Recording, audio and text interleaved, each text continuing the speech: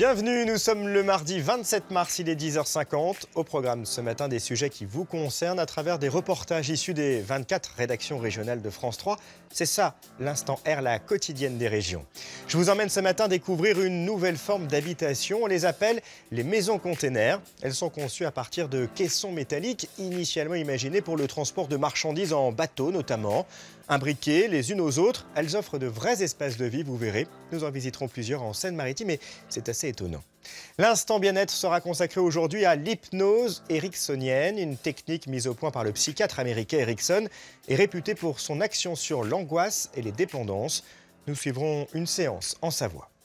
Auparavant, nous parlons immobilier. Il faut en moyenne, vous allez le voir, 94 jours pour vendre une maison ou un appartement en France. Un délai qui peut être beaucoup plus long si les vendeurs sont au-dessus du prix du marché. Des agents immobiliers ont alors imaginé des ventes privées. Les prix sont revus à la baisse, 5 à 10% en moins. Assez pour relancer la communication autour du bien à vendre et attirer de nouveaux acheteurs. Comment ça marche? Démonstration à Reims.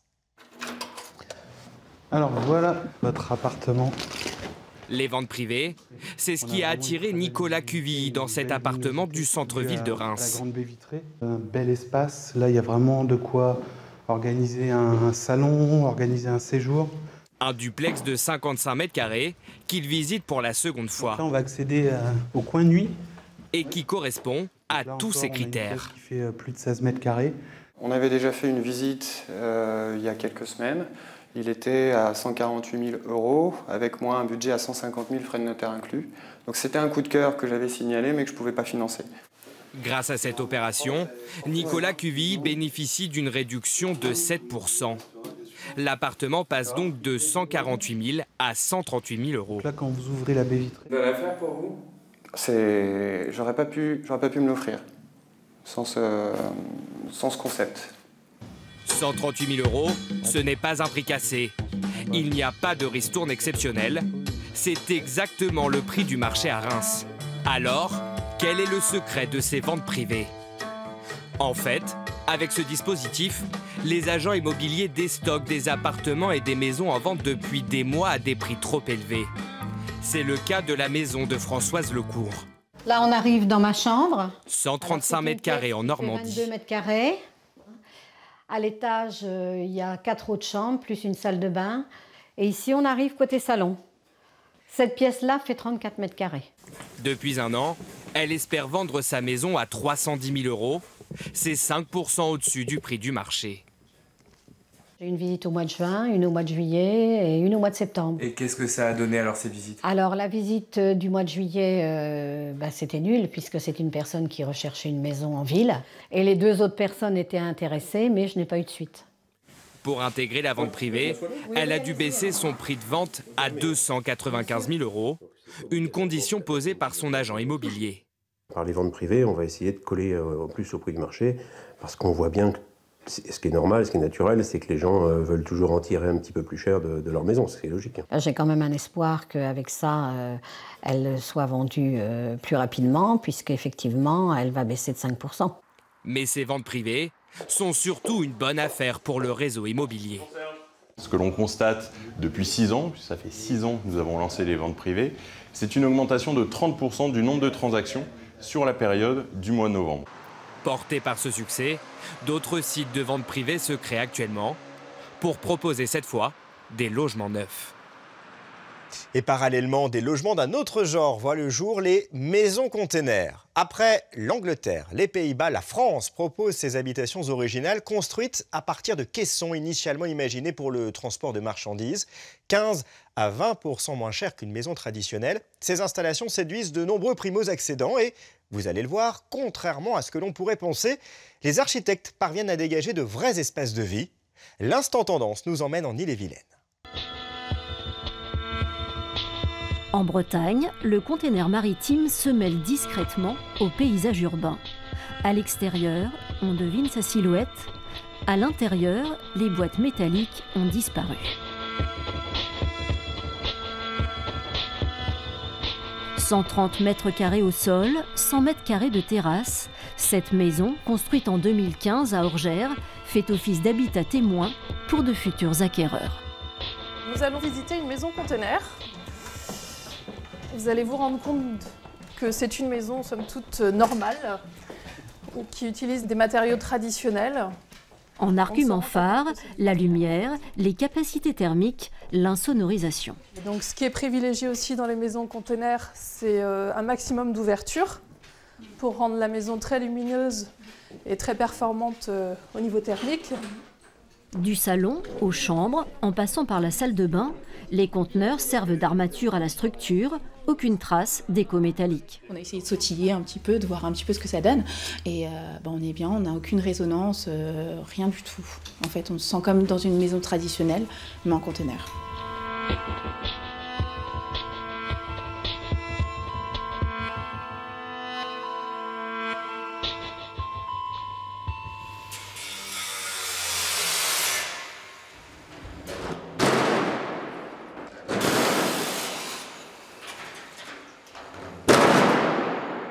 Au départ, des modules en acier fabriqués en Chine, ils n'ont accompli qu'un seul voyage avant de devenir des unités d'habitation.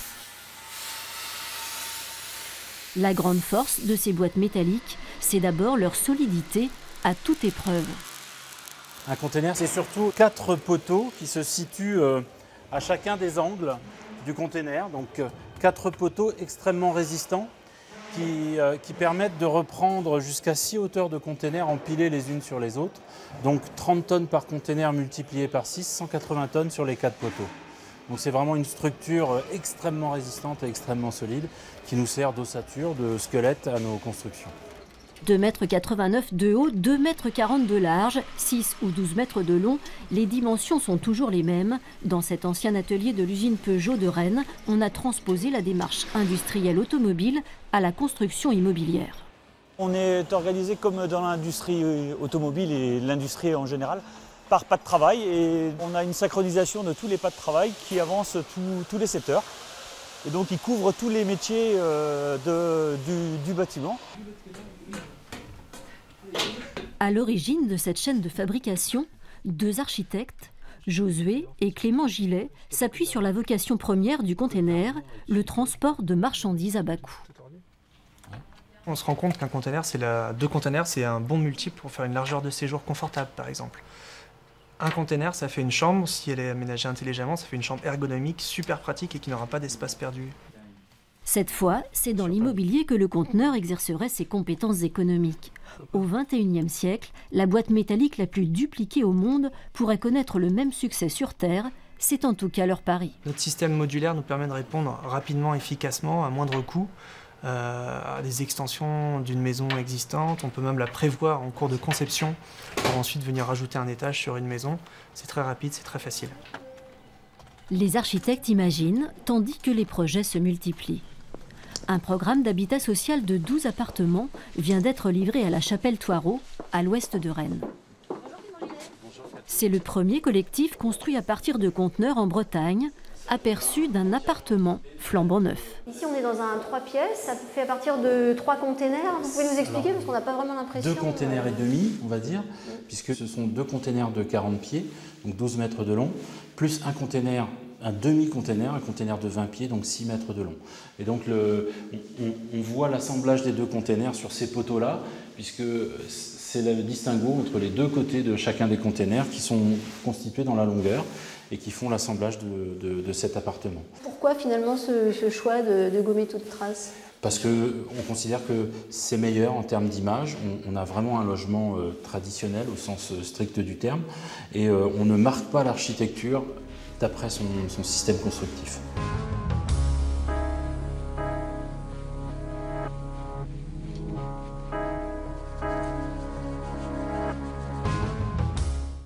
Oui, j'ajoute qu'il faut en moyenne 4 mois seulement pour construire une maison container. Dans l'instant Vivre ensemble, nous mettons en lumière ce matin une école de cirque installée dans un quartier dit prioritaire de Beauvais, c'est dans l'Oise. Alors ici, les jeunes se retrouvent pour apprendre les arts du cirque, bien sûr, mais pas seulement, non. La solidarité, la persévérance, l'écoute deviennent des qualités indispensables pour assurer des spectacles. Ce lieu culturel est d'ailleurs devenu un exemple pour de nombreux quartiers qui réfléchissent à leur développement.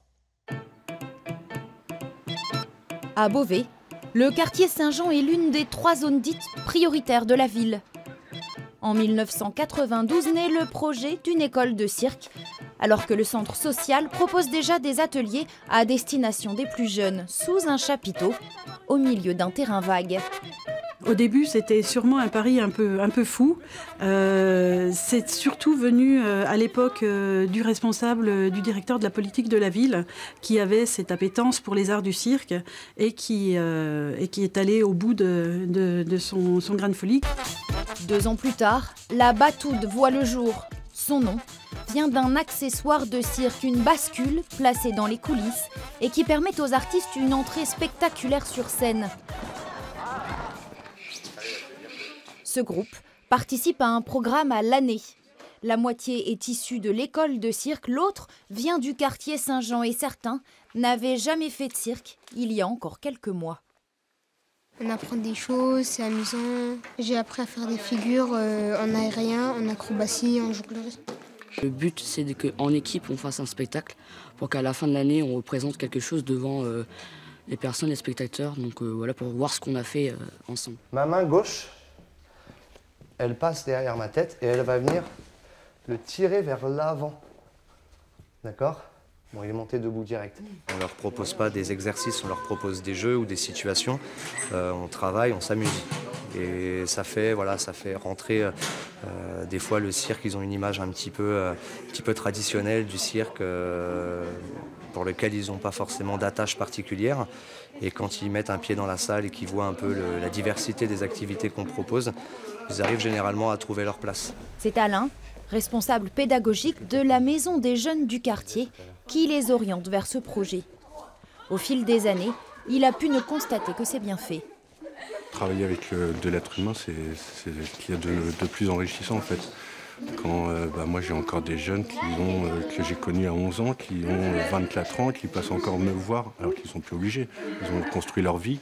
On se dit, on ne fait pas notre métier pour rien, quoi. C'est pas juste de l'occupationnel. Voilà, essayez de mettre les pieds droits, pas sur les côtés. C'est un outil d'ouverture sur les autres, de valorisation de soi également. Et c'est aussi tout un travail sur le groupe, donc avec la solidarité, avec le travail de persévérance. La Batoude est devenue référence nationale dans l'enseignement du cirque et des arts de la rue. Elle propose également sa propre programmation. Chaque année, une dizaine de spectacles sont présentés ici et plus de 15 000 spectateurs viennent y assister. La culture est là et elle est même bien là. Elle a un engagement social évidemment par rapport à la population du quartier en lui-même. Depuis quelques temps maintenant, il y a aussi des stages qui sont faits pour des entreprises, pour des stages de cohésion. Et ces entreprises viennent dans le quartier Saint-Jean, un quartier dit prioritaire, non un quartier de la ville de Beauvais. Et la structure sert d'exemple au développement des quartiers. Un centre chorégraphique et des arts de la danse devrait bientôt voir le jour du côté d'Argentine. À venir dans l'instant R, l'engouement pour les circuits œnotouristiques, visite de vignes, dégustation de vin, découverte des cépages, les offres se multiplient. C'est ce que nous verrons à Gigondas, dans le Vaucluse. Je vous emmènerai ensuite naviguer sur le lac du Bourget à bord des bateaux de Ségolène et de Sylvie, 2 femmes pilotes qui ont su faire leur place dans un monde très masculin. Mais tout de suite, c'est l'instant bien-être avec une question. Comment s'apaiser? Comment lutter contre le stress qui touche un Français sur 5? Il existe bien sûr plusieurs solutions, parmi lesquelles l'hypnose thérapeutique, une technique basée sur l'exploration de l'inconscient. Rencontre avec une praticienne en Savoie. Faites comme si vous teniez ce ballon devant vous, avec vos mains. Caressez-le en vous concentrant sur la sensation sous chaque doigt, en décomptant de 10 à 1. Sandrine Weber pratique l'hypnose ericksonienne depuis 4 ans.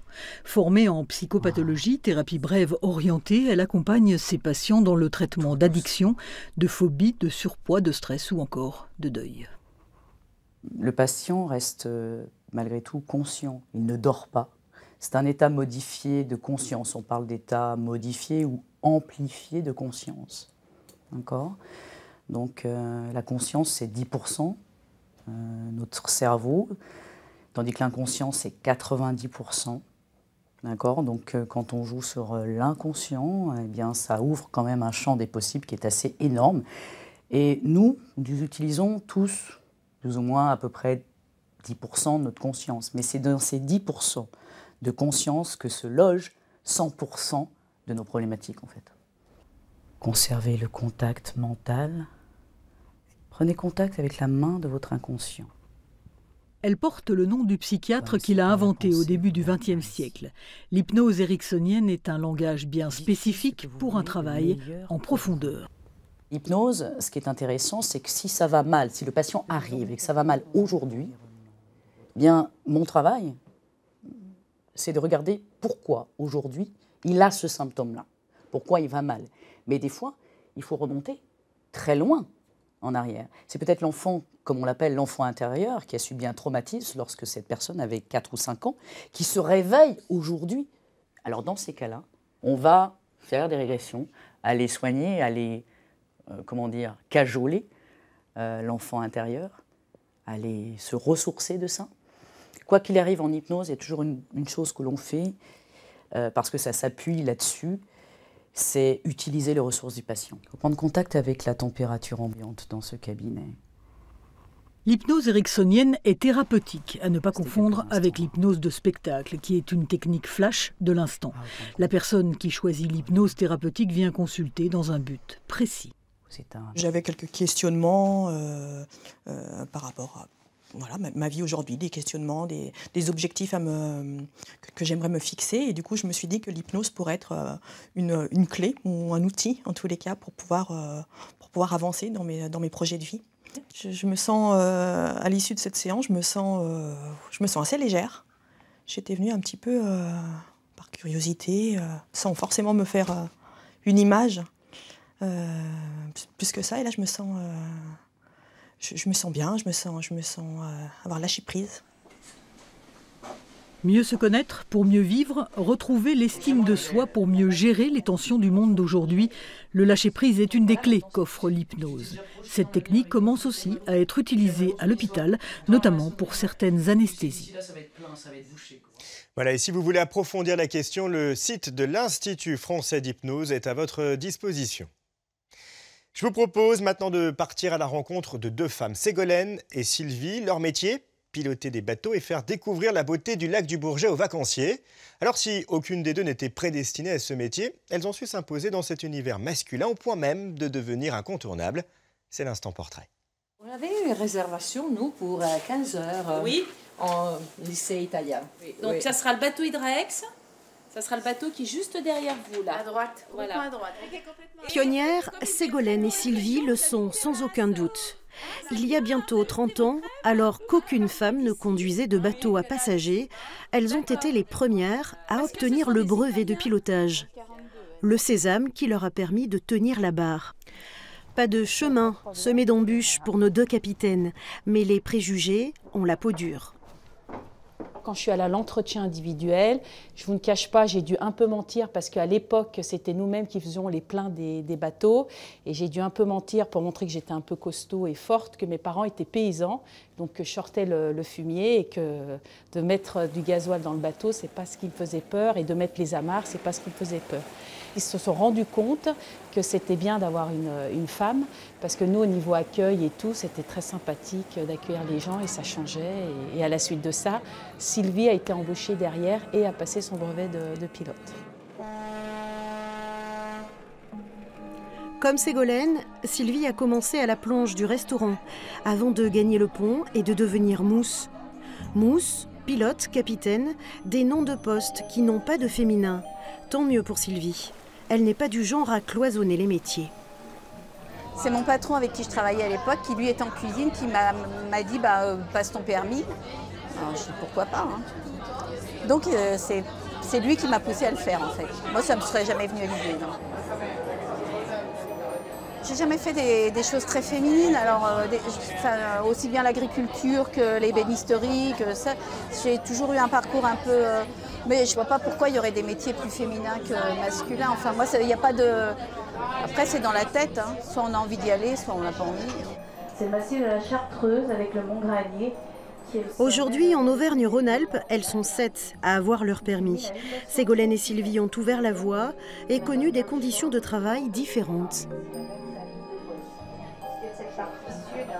Les premiers étés que j'ai travaillé dans la compagnie, en fait, j'avais ma fille qui était en bas âge, qui avait 2 ans, 2-3 ans. Et mes parents me l'amenaient sur le bateau dans la journée pour que je la voie, parce que je démarrais très tôt, elle dormait encore, et je rentrais très tard et elle dormait déjà. Donc je passais des fois des journées sans la voir.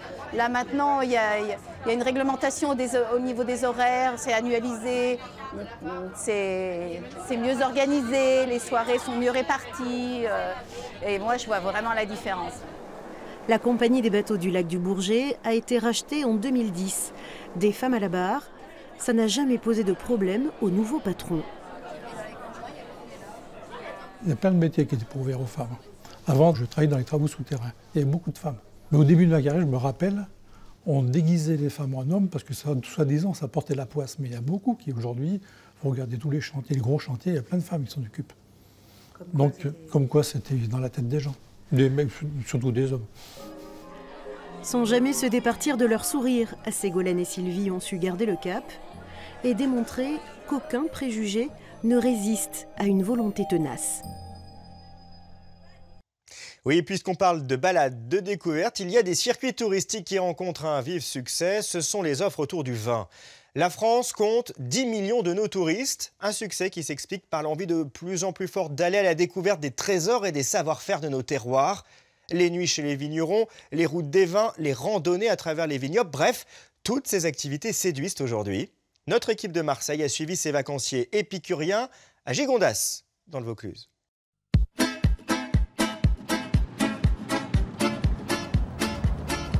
Donc là, messieurs, dames, vous avez le village de Gigondas avec dentelle de Montmirail. En combien de temps ça pousse les vignes?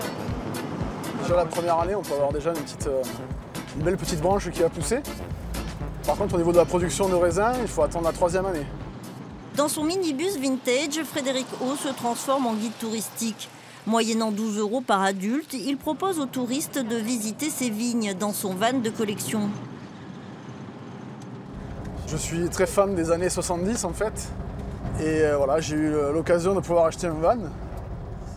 Et en ayant un domaine viticole, je me suis dit il faut que j'associe le van avec le domaine. Je vais vous remettre un ticket en fait, qui vous donnera un verre de dégustation offert au bar. À 80 km de Gigondas, Noémie Rapaz propose pour 30 € par personne une formule complète avec dégustation et concert. Elle vient tout juste d'être embauchée pour dynamiser la cave du domaine Fontenier à Loris. Ce soir, on est une équipe de 5. On devait être un peu moins à la base, mais vu que les réservations ont très bien fonctionné et qu'on a presque 140 personnes ce soir, du coup, on a augmenté un petit peu notre équipe. Quand Margot dégrafait son corsage pour donner la goût. Nous avons pris une bouteille, du fromage, du pain, quoi demander. Hein. Non, c'est super, c'est super.